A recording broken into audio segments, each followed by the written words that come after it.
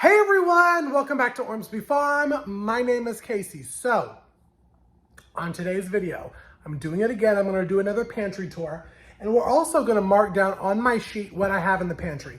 Around this time is what I like, not that we're kind of at the end of canning season, I like to go and sit and see everything that I have. Because in December and January, I'm gonna recheck this list and see what we've gone through so I know how to plan for my next year's harvest. So let's go ahead and get into the intro. I'm going to be showing you this pantry, all the stuff that I've canned and dehydrated, and then on our next video, I will show you the freezers. So let's go ahead and get into the intro. I'm coming home.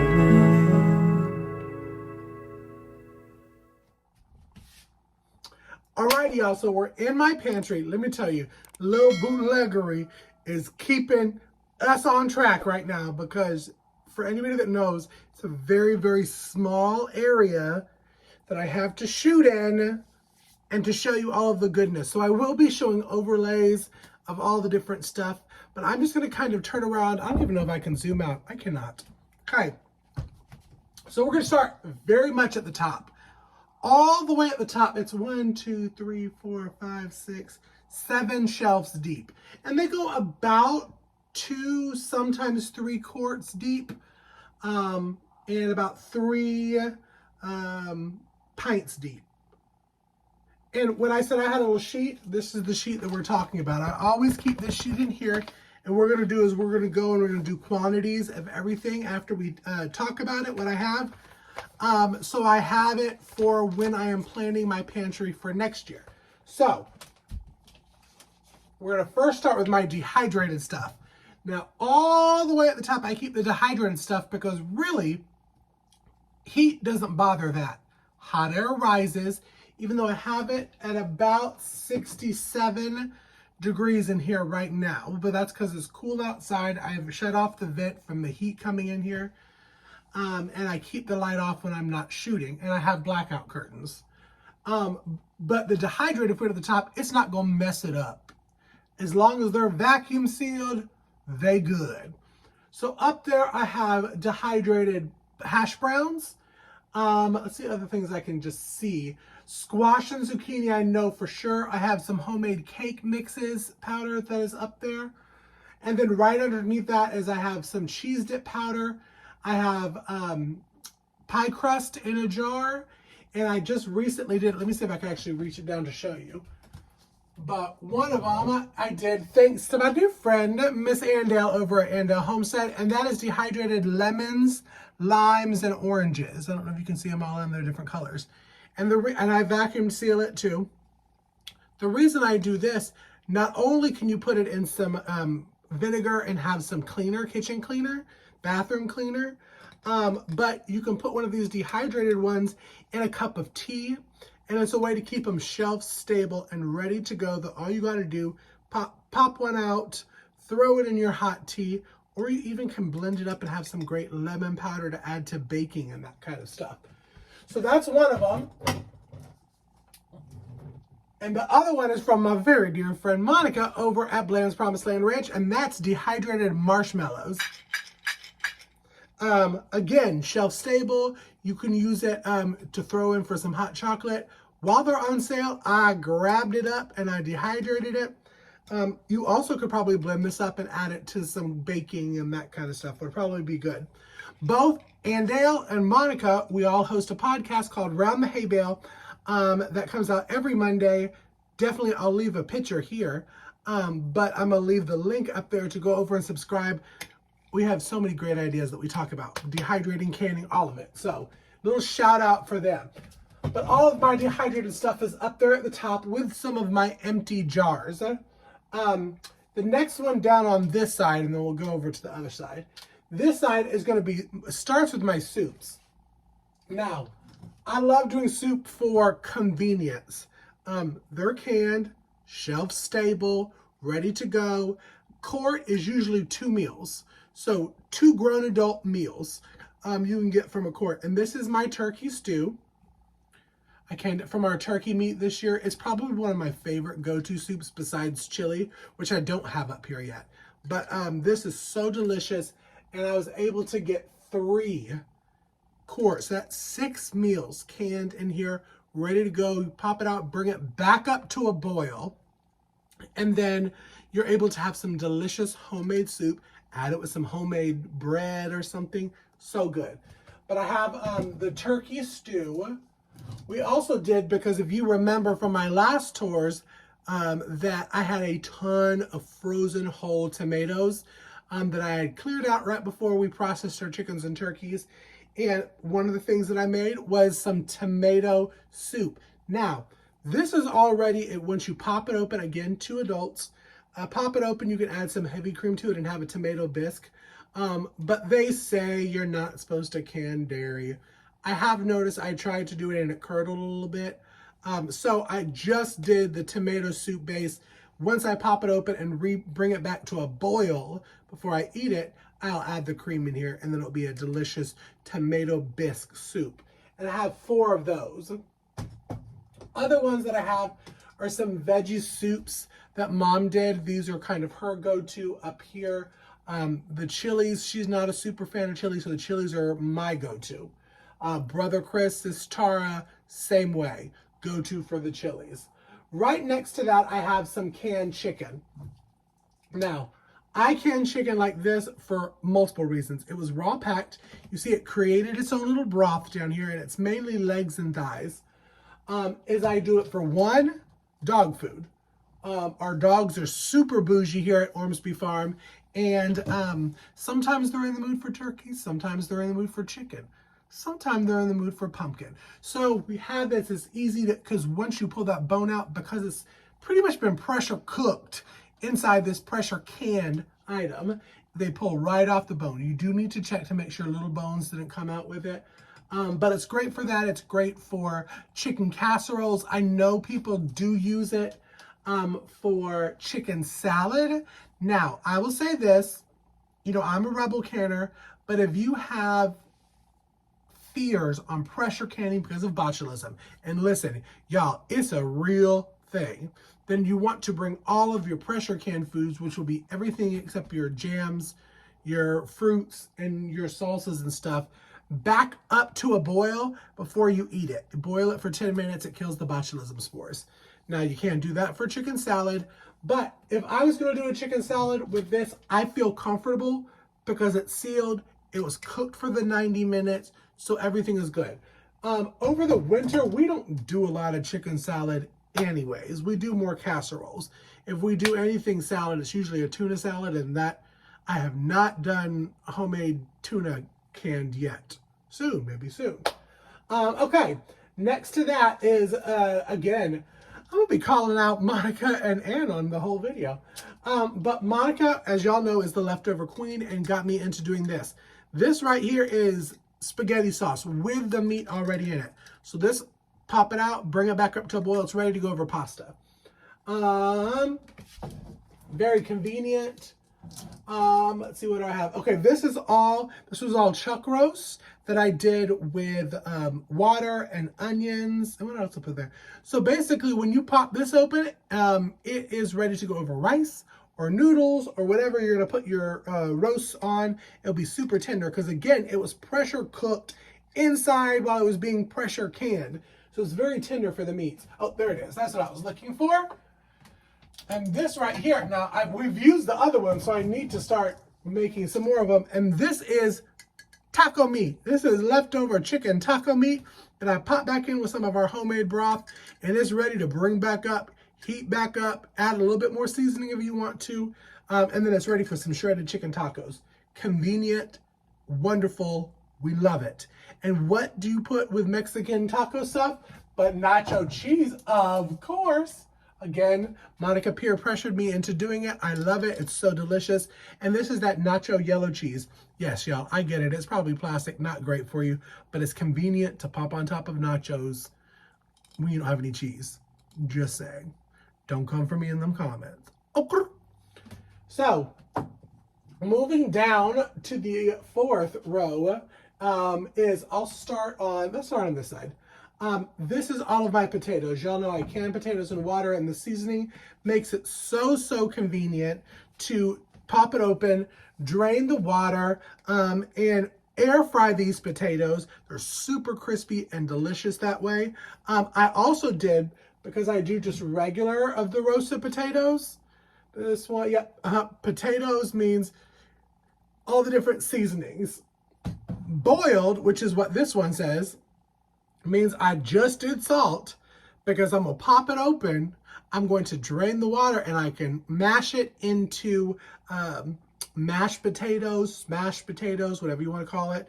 I also like to add these to soups. I did it for the turkey stew, because you add your own seasoning to that anyways. So it's great to have these. As you see, I got a bunch of potatoes from a dear friend of mine that goes to the farmer's market with us. And we got some potatoes from her. On the other side of this, right here, we call this Mom's Corner of the World, because a lot of this I don't eat.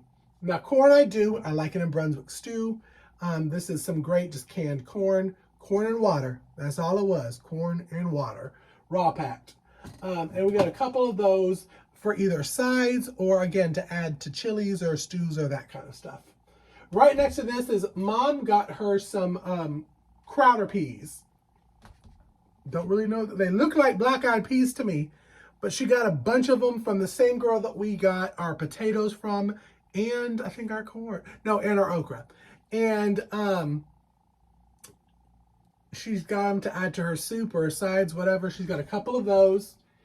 And then next to that is going to be cabbage that we got from a very dear friend who is also at the farmer's market with us. And we got a cabbage from her, and I did some cabbage there, and then I did some cabbage and potatoes that she can add to soups.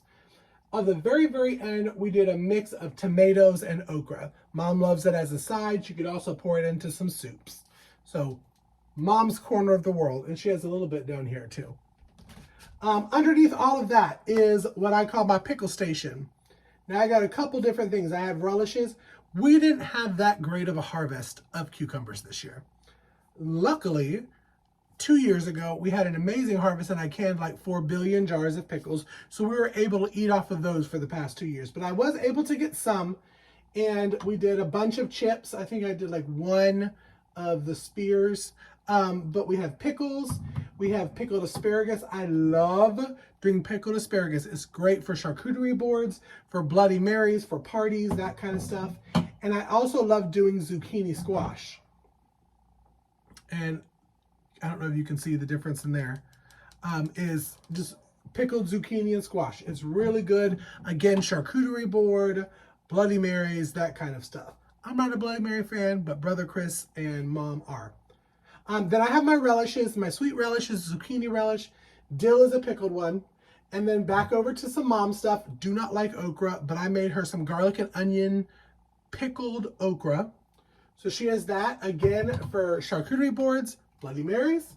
And then we have these wonderful little, I got them for the Survival Seeds 2024 for the Vineyard Chicks, Lazy Days Ahead, and Bushcraft Family Farm. Did a collaboration, and I think they were supposed to be bananas. I don't know. They looked kind of like mini poblanos. So I decided to cut them up as like banana peppers for sandwiches. So I did a bunch of those to have for like sandwiches or hamburgers, that kind of stuff. So excited about that. Flip back around. Again, this is a little bit of Mom's area, some of my area. Carrots, not a fan of carrots. I'll cook with it, not a fan. So we've got some carrots from our wonderful friend who grew the cabbage as well. This right here is one of my ultimate favorite things that I can do. This is egg roll in a jar. Egg roll in a jar. So all you have to do is drain it, drain the fat off, and then you're able to roll it up in some egg roll paper. I've also heated this up and bring it back up to a boil and poured it over rice. It's pork from some very dear friends of ours over at the Way Farm. We got a pork butt from them. And so that's what it is. It is cabbage, it is shredded carrots, and it is the pork butt. All in there in a broth. It's delicious. Right next to that is, because we had so much cabbage, we did some coleslaw. This is a vinegar-based coleslaw. I'm not a coleslaw fan. Mom loves it. And then behind that is just, I did some pork roast in a jar. If it's a busy night and I'm the only one here on the homestead and I just want to pop that open and reheat it up, it's convenience for me. So that's that one. flipping back around. Yeah, I think I wore the wrong shirt size today. I think I have Mom's Ormsby Farms shirt on because it's fitting a little snug. Anyways, down here is going to be all of our jams and jellies and fruits. And so I have a little bit of jams in the corner. I have some cowboy candy. I have some cranberry sauce. I canned cranberry sauce back in 2022 and was able to get 4. And we go through one of them during Thanksgiving or during the holidays. And so this will be good for we have the next 2 years of cranberry sauce. This was a new one this year. I made some beer mustard for like homemade pretzels, charcuterie boards. Can y'all tell I like to do charcuterie boards? So beer mustard, it was made with beer that Brother Chris really likes. It was a dark lager. Not a beer fan. I tried it on the video. Yeah. So right next to that is I was going to make this new recipe of maple jam. Did not sit very well. So we're calling this syrup because once I put it in the fridge, it will thicken up because of the sugar. And then you can pour it over pancakes or ice cream, and it's a great maple pear flavor. So I didn't want to get rid of it. And then right behind here is all of my canned peaches and pears from this year. I use these for cobblers, ice creams, that kind of stuff. I got some sauces. I got some applesauce and a fall applesauce. We got some of our we got apples last year from some great friends of ours. And I canned those just in water. This is them for cobblers. And then I have a peach and blueberry cobbler right here. And then I have a pear pie filling, an apple pie filling, a pecan all the way in the back. And then these, my friends Alicia over at Country Mama Musing told me about this, which I'm so glad she did because I tried one last year. This is red hot apples. And it's apples in like a syrupy base, and you put those red hot candies in there. So it gives them that flavor. You see how cool they look? Pop them on top of a cocktail or in a little side dish at a party. It's great. Really, really good. All right, and final one down here at the bottom is our bean level. I have my dried beans. I like to can beans for convenience. I have kidney beans. I have Great Northern beans, which is one of the newer ones that we do. Black beans, because we love Mexican. This year I tried, and these are baked beans in a jar. They are so good. I'm telling you, Bush's, better watch out for Ormsby Farm. But it's really, really good. And then I have pinto here for refried. And then behind me, I had 3 jars of our water glassed eggs. As you see, I went through one of them because my layers are slackers. I don't know how else to say it. They're freeloaders. But I'm very blessed to still have the 2 to get me through. We're still getting probably 2 to 3 eggs every 2 days. So we're able to do for fresh eating, but these are mainly right now for baking and all that kind of stuff. Okay, flipping around, all the way at the top, these 2 shelves are all diced tomatoes. I dice tomatoes because we can use them for soups. A quart of diced tomatoes I can turn back into 4 jars of the salsa with how I make it. That's what it calls for. It's a liter of tomatoes. So I'm able to do that. So we'll probably go through all of those that we did last year. We go through a ton of them. I have 1 more salsa verde left. I have 1 more jar of our hot sauce. I love our hot sauce. I canned a bunch of it 2 years ago, and we're getting down to the final nitty-gritty. I still have 1 that's full in the fridge, so this will probably be next year's hot sauce. Right here is all of our broths. I just made some chicken and turkey broth because of all the bones that we used after processing. And then we have what I call soup bases. This one right here is actual soup. It's Mom's favorite chicken soup. She likes it. This is good for 1 person. So if I'm not at the homestead, if I'm not at the homestead and she wants to pop this up, bring it to a boil, she has a bowl of chicken soup. Now, right next to that, I will show you this one right here, which is my favorite. And I just did it. It is chicken noodle soup base. So I didn't put the noodles in here, but there's a little pieces of carrot and my homemade broth and some pulled chicken that were still on the bone. And I was able to can this up. So when I'm ready to use it, what I'll do is I'll take a jar of the broth, this, bring it back up to a boil, and then add cooked noodles into it. And then that's a chicken noodle soup meal literally out there for 3-4 people. But that's all there. Broths and chicken bases. There's a bunch of chicken bases here of Mom's one that she does with all her veggies and that kind of stuff in there. Right underneath here is probably the shelf that's used the most. And we have right here, we have a vinegar-based barbecue sauce that we made from our tomatoes.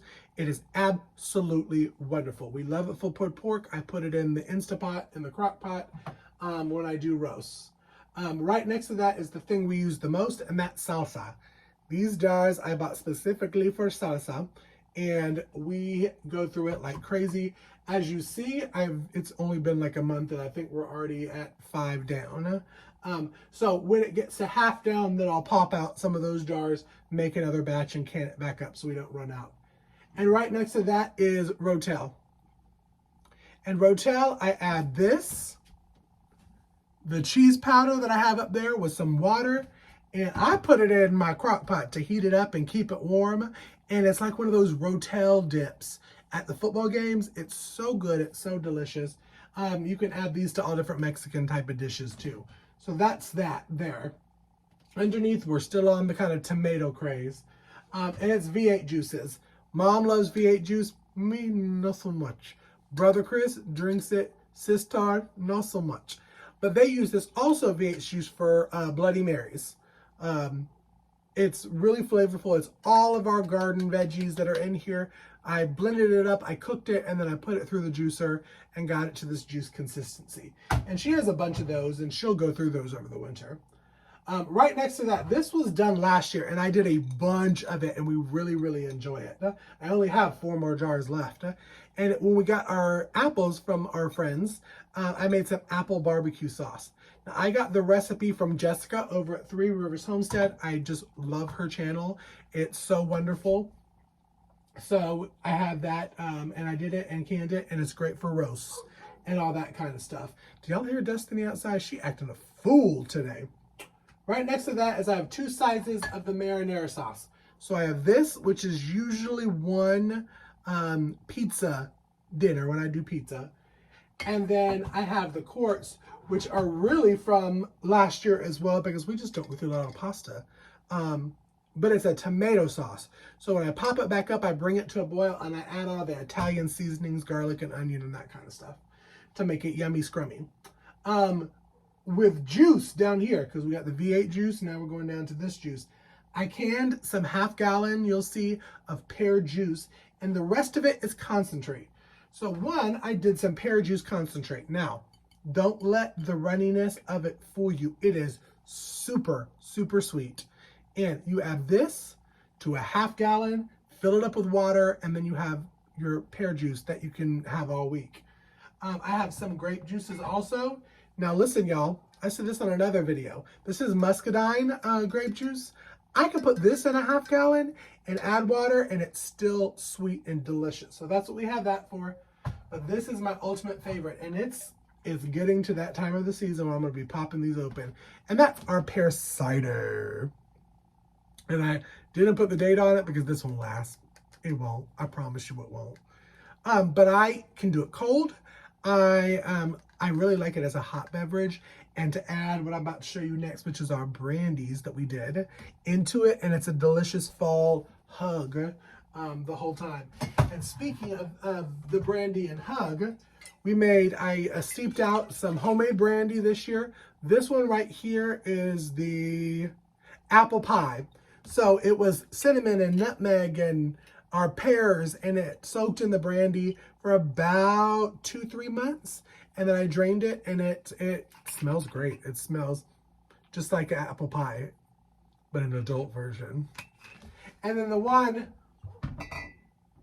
right next to it, I'm so excited about, and I call this Sandy Brandy. My dear friend Sandy over at Suburban Homesteader, Wyoming, Arizona, told me about this. And this is caramel, raspberry, and pear infused brandy. It is, now as you can tell, that one we did have a little bit of it already. But this one we just broke open the other night, and oh, it is so good. It is so, so good, y'all. It smells so amazing. It's like a Bailey's consistency-ish. So good. So, so good. All right, and then of course, all the way down at the bottom, I have all of my 5-gallon buckets with sugar, rice, flour, black beans, and kidney beans, the 2 ones that I use the most. I got empty jars, and then I have all of our spaghetti squashes that we had this year. So, y'all, this has been a longer one of the videos. I hope you enjoyed it. If you did, make sure to give me a thumbs up and leave a comment down below, because that gets me in the algorithms so more like-minded people can see my videos and check out my pantry. Y'all, be sure that if you haven't already, subscribe. Press that subscribe button and press the bell, because YouTube will notify you anytime I put new videos out on the channel. Also, if you want to go over to the Facebook and Instagram and TikTok and Twitter and follow me on social media, I post there every other day, a good amount. And I am so happy that you stopped by. And y'all, I will see you on the next video. So bye, y'all. Be blessed. I'm coming home.